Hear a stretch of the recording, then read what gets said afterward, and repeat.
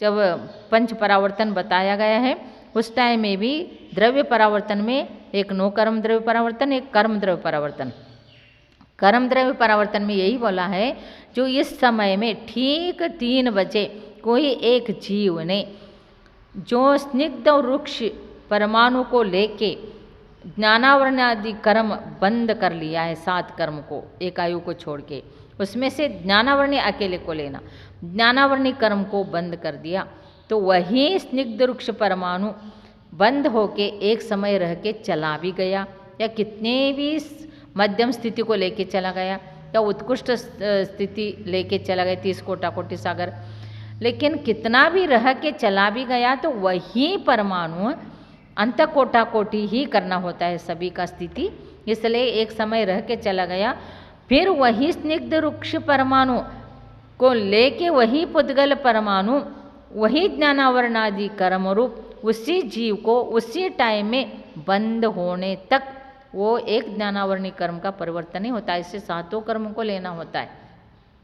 तो उसका बहुत विस्तार रूप है, लेकिन उदाहरण कहा तो इसी प्रकार से स्निग्ध वृक्ष का जो क्वांटिटी है, क्वालिटी है, परमाणु है, वो सब उसी प्रकार आना चाहिए, उतने ही आना चाहिए, उसी जीव का आना चाहिए, उसी प्रकार आना चाहिए, तब परिवर्तन में गिना जाता है हर चीज़ को।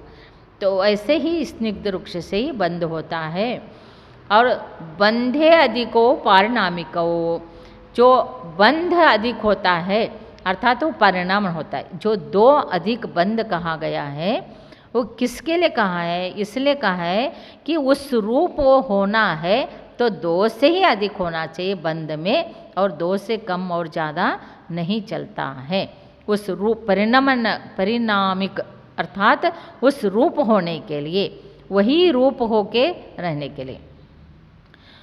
गुण पर्यायवत द्रव्यम, फिर द्रव्य का जो भेद बताया है, गुण और पर्याय से युक्त द्रव्य होता है, जिसके द्रव्य के आश्रय ही पर्याय भी होते हैं और गुण भी होते हैं। और गुण के आश्रित गुण नहीं होता है, पर्याय के आश्रित पर्याय नहीं होता है, द्रव्य के आश्रित द्रव्य और गुण और पर्याय होते हैं। कालस्य, काल भी एक द्रव्य है, ऐसे कहा। वो कैसे? अनंत समय, काल द्रव्य कितने हैं? जैसा धर्म द्रव्य एक है, अधर्म द्रव्य एक है, आकाश द्रव्य एक है, पुद्गल द्रव्य संख्यात असंख्यात अनंत एक सब हैं, लेकिन एक जो पुद्गल द्रव्य है उसको कैसे आपने उसको गिना नहीं? तो क्योंकि वो एक पुद्गल परमाणु प्रदेश, अनंत प्रदेश, असंख्यात प्रदेश रूप भी हो सकते हैं, उसमें मिल सकते, लेकिन एक कालाणु जो है वो एक कालाणु ही रहता है, वो स्कंद कभी बनता नहीं, 2-3 परमाणु नहीं होता है। जितने असंख्यात प्रदेशी लोक है तो एक एक प्रदेश में एक एक कालाणु रत्न राशि, रयनानम राशिनम इव, रत्न राशि के समान स्थित है, तो इसलिए असंख्यात काल द्रव्य हो गए। तो काल द्रव्य एक नहीं, एक प्रदेश के ऊपर एक कालाणु है तो एक काल द्रव्य हो गया। तो ऐसे काल द्रव्य क्या है? अनंत समय, अनंत समय को लेके है। द्रव्याश्रया निर्गुणा गुणः, जो निर्गुणा गुणा, निर्गुण का अर्थ है गुण नहीं है, ऐसे नहीं, गुण जो है गुण के आश्रित नहीं होता है। गुणः द्रव्याश्रया, गुण जो होता है द्रव्य के आश्रित ही रहता है। जैसा आप देखो पुद्गल द्रव्य को लेके चलो, और ये आपके सोना है, कोई भी सोना का आभूषण है तो आभूषण में पीलापना दिख रहा है, वो क्या है? वर्ण है। जो भारीपना है उसका स्पर्श है, और उसके हमारे खुशबू से समझ में नहीं आएगा, लेकिन उसके अंदर सुगंध भी है, और कैसे है? रस, उसके अंदर कोई ना कोई टेस्ट भी है। तो ये जो है, लेकिन वो जो स्पर्श रस गंध वर्ण से जो बना हुआ ये चूड़ी है सोने का, वो चूड़ी कैसे है? उसमें स्पर्श रस गंध वर्ण है, लेकिन वो कहाँ पर है? स्पर्श रस गंध वर्ण गुण वो द्रव्य में है। कौन से द्रव्य में? पुद्गल द्रव्य में है। तो इसलिए वो एक के आश्रित होते हैं। कलर अलग, या शक्कर को ले, शक्कर है, मीठा लाओ शक्कर मत लाओ ऐसे नहीं कर सकते। मीठा जहाँ, शक्कर जहाँ है वहाँ मीठा है, और मीठा शक्कर को छोड़ के नहीं है। तो इसलिए मीठापना, उसका रस है, उसका सुगंध है, उसका चिकना स्पर्श है, ये सब वर्ण है सफ़ेद, ये सब स्पर्श रस गंध वर्ण, ये जो गुण है वो पुद्गल के आश्रित ही है, इसलिए वो पुद्गल द्रव्य के आश्रित या जीव के गुण है। तो ज्ञान गुण, दर्शन गुण, चारित्र गुण, दर्शन, ज्ञान, चारित्र, सुख, वीर्य, ये सब अनंत जो गुण है आत्मा के, ये सारे आत्म द्रव्य के आश्रित गुण हैं। गुण के आश्रित गुण नहीं होता, ज्ञान के आश्रित ज्ञान नहीं, ज्ञान आत्मा के आश्रित है, दर्शन भी आत्मा के आश्रित है। इसलिए हर द्रव्य के यही गुण को देख के चलना। सब में अनंत गुण है। तद्भाव परिणामाः, और उस रूप रहना वो परिणाम है, अर्थात हमेशा सत रूप से परिणमित होते रहते हैं और कभी भी वो अलग नहीं होते हैं। इस प्रकार जो 5वां अध्याय में अजीव तत्व का वर्णन आया, तो मात्र धर्म, अधर्म, आकाश, काल और पुद्गल का वर्णन आया। फिर ये जो पुद्गल है तो हमेशा हमेशा अपने को समझ के चलना चाहिए, ये अजीव है, धर्म द्रव्य अजीव है, अधर्म द्रव्य अजीव है, आकाश द्रव्य अजीव है, काल द्रव्य अजीव है। लेकिन एक पुद्गल को छोड़ के धर्म, अधर्म, आकाश और काल कैसे है? अमूर्तिक है। और पुद्गल द्रव्य कैसे है? मूर्तिक। अजीव होते हुए भी पुद्गल मूर्तिक है और ये चारों अमूर्तिक है। और जीव द्रव्य कैसे है? अमूर्तिक है। तो अमूर्तिक चीज़ को केवली ही जान सकते हैं और कोई नहीं, अवधि ज्ञानी भी नहीं, मनःपरे ज्ञानी भी कोई नहीं जान सकता है। और मूर्तिक, अमूर्तिक, चराचर वस्तु को केवली जानता है और सिर्फ मूर्तिक वस्तु को मति श्रुत ज्ञान के द्वारा या अवधि ज्ञान के द्वारा या मनःपरे ज्ञान के द्वारा जाना जाता है। इसलिए ऐसे धर्म आदि द्रव्यों का स्वरूप जानकर हम सतत सतत चिंतन करना चाहिए कि प्रत्येक द्रव्य के अंदर अपने अपने शक्ति है, लोक अपने आप में है। जो जीव पैदा होता है वो अपने पुण्य से पैदा हो रहा है, लेकिन उनके जो कुछ भी चीज़ें हैं, बहुत से लोग कहते हैं मैंने देखो इसको छोटा से बड़ा किया, लेकिन बड़ा इतना किया, लेकिन ये मेरे तरफ ध्यान है, तुमने नहीं बड़ा किया। वो अपने आप में काल द्रव्य में परिवर्तन होने की शक्ति है, वो बड़ा हो गया। और जो गमनागमन कर रहा है तो वो अपने धर्म द्रव्य से कर रहा है, बैठा है तो धर्म द्रव्य से। कहते हैं ना, गाड़ी में, ट्रेन में, प्लेन में तो ऐसे कर ही नहीं सकते, बस आदि ट्रेन में तो वो जगह ऑक्यूपाई करके रखते हैं और क्या कहते, कोई आ गया तो जगह देते, मैंने इसको जगह दे दिया, तुमने नहीं जगह दिया, आकाश द्रव्य ने दिया। आकाश द्रव्य ने तो अनंत द्रव्य को जगह दे दिया। तो इसलिए व्यवहार में से कहा जाता है कि मैंने जगह दिया, लेकिन वास्तविक देखा जाए तो ये जगह किनके है? आकाश द्रव्य। और मैंने इसको बड़ा किया तो किससे परिवर्तन हो रहा है? बड़ा हो रहा है काल द्रव्य के परिवर्तन, वर्तना तो काल द्रव्य के निमित्त से। और मैंने इसको बुलाया तो किससे आया? धर्म द्रव्य से आया, लेकिन हम निमित्त हैं। और मैंने इसको यहाँ बिठाया तो तुमने नहीं बिठाया, धर्म द्रव्य के कारण बैठा। लेकिन व्यवहार में कहो कोई बात नहीं, लेकिन ये सारे तत्वों को समझकर हम जो व्यवहार में कहते हैं, कोई भी चीज़ कर रहे हैं, बन रहा है, तो कर्तापना अंतरंग से नहीं होना चाहिए, श्रद्धा में नहीं होनी चाहिए कि वो कैसे कर्तापना समझ के चलना चाहिए कि व्यवहार से मैं सब ये निमित्त हूँ और वास्तविक जो है कर्तापना उसमें नहीं है। जय बोलो 24 भगवान की जय। जय बोलो 24 भगवान की जय। जय बोलो अनंत सिद्ध परमेष्टि भगवान की जय।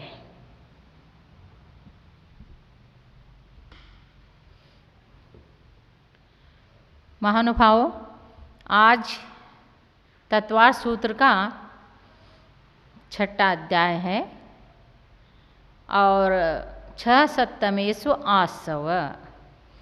पड़मम चौके पड़मम पंचमे जानपौगलम 6 सप्तमेषु आसव। प्रथम 4 अध्याय में जीव तत्व का वर्णन है और 5वां अध्याय में अजीव तत्व का वर्णन है और 6वां और 7वां अध्याय में आश्रव तत्व का वर्णन है। तो आश्रव दो प्रकार के हैं, तो फिर दो एक आश्रव तत्व 2 अध्यायों में वर्णन किया गया है। तो सूत्र नंबर 1, काय वांग मन कर्मयोगः। काय वांग मन कर्मयोगः, इसका अर्थ क्या है? काय, कर्म का अर्थ यहाँ पर क्रिया लेना। कर्म का अर्थ क्या लेना यहाँ? क्रिया। कर्म अर्थात काय वचन, वांग का अर्थ वचन, मन का अर्थ है मन। इन तीनों की जो क्रिया है उसको क्या कहा है? योग कहा है। मन, वचन और काय की क्रिया को योग कहते हैं। तो मन, वचन, काय का योग कहते हैं। फिर योग क्या है? स आश्रव, स का अर्थ है योग। योग जो है वही आश्रव है। योग को ही आश्रव कहा, मन, वचन, काय को ही आश्रव कहा। ऐसे क्यों कहा? क्योंकि मन, वचन, काय की जो क्रियाएं हैं तो क्रिया ही कर्मों का आगमन का द्वार है। तो इसलिए ये मन, वचन, काय की जो प्रवृत्ति है, क्रिया है, उसी को आश्रव कहा है। इसलिए योग को आश्रव कहा है। तो वह जो आश्रव है वो किस प्रकार है? शुभः पुण्यस्य अशुभः पापस्य। शुभ जो है पुण्य का बंद करने वाला है, अशुभ जो है पाप का बंद करने वाला। शुभ और अशुभ क्या चीज़ है? मन, वचन, काय की जो क्रिया प्रवृत्ति शुभ में है वो शुभ है, जो अशुभ में है वो अशुभ है। जैसा काय है, काय के अशुभ क्रिया क्या है? हिंसा करना, चोरी करना, मैथुन करना आदि आदि जो है ये अशुभ की काय क्रिया, अर्थात काय की अशुभ क्रिया हो गई। और उसी प्रकार से वचन की जो अशुभ क्रिया है, असत्य वचन, असभ्य वचन, कठोर वचन, निंद वचन, दूसरे को दुख देने वाले जो वचन है, ये सब इत्यादि जो है वो क्या है? वचन क्रिया अशुभ वचन है, अशुभ क्रिया है। और मन, मन में अशुभता, मात्सर्य भाव, ईर्ष्या भाव, द्वेष भाव, कषाय भाव, और मन से बहुत लोगों के लिए बुरा सोचना, बुरा विचार करना, ये सब जो है मन की अशुभ क्रिया है। इस प्रकार से काय की अशुभ क्रिया, वचन की अशुभ क्रिया और मन की अशुभ क्रिया से आश्रव होते। एक दो आश्रव नहीं, अनंत कर्मों का पुंज एक साथ एक समय में आ जाते हैं। और कोई भी चीज़ करे, चुगली करे,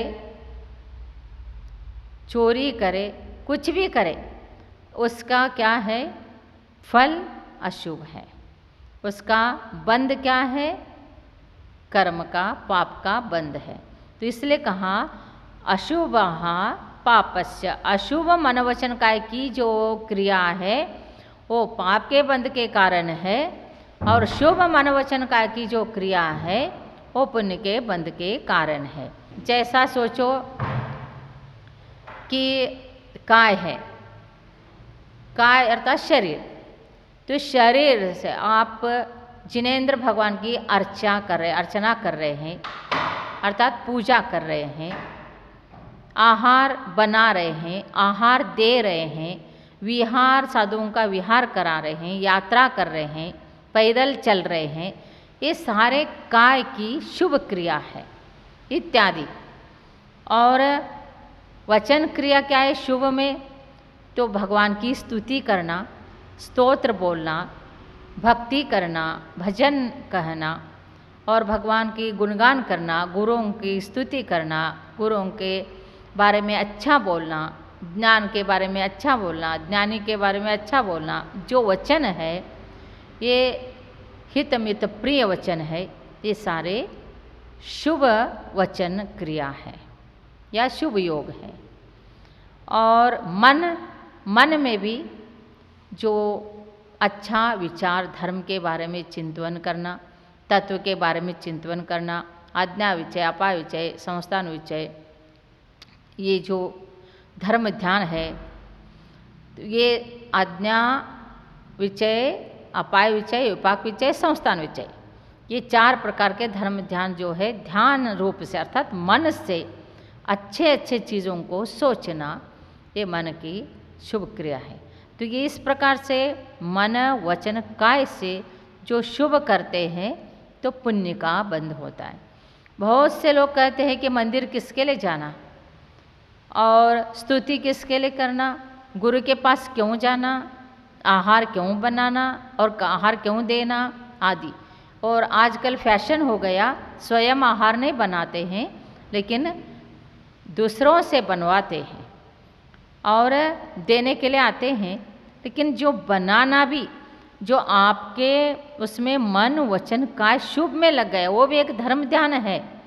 जैसा शोध करके बनाया जाएगा, शुद्धता का ध्यान रखा जाएगा, मर्यादा का ध्यान रखा जाएगा, और बनाने के तरीका और देने के लिए जो भाव बनता है और जो काय की अर्थात हाथ आदि का क्रिया चल रहे हैं और वचन की क्रिया है, ये सब शुभ में जाता है। इसलिए धर्म के संबंधित जितने भी क्रिया है उसको नकारना नहीं, वो अपने पुण्य से ये प्राप्त होता है ऐसे सोच के करना। इसलिए शुभ जितने भी है वो पुण्य का बंध का कारण है और अशुभ जितने भी है वो पाप बंध का कारण है। तो ये बंध किससे होता है? आश्रव होता है तो बंध होता है, इसलिए इसको क्या कहा है? आश्रव कहा है। और आश्रव के लिए क्या बताया? और विशेष जो है योग में जो आश्रव होते हैं तो कैसे होते हैं? विशेष रूप से होते हैं।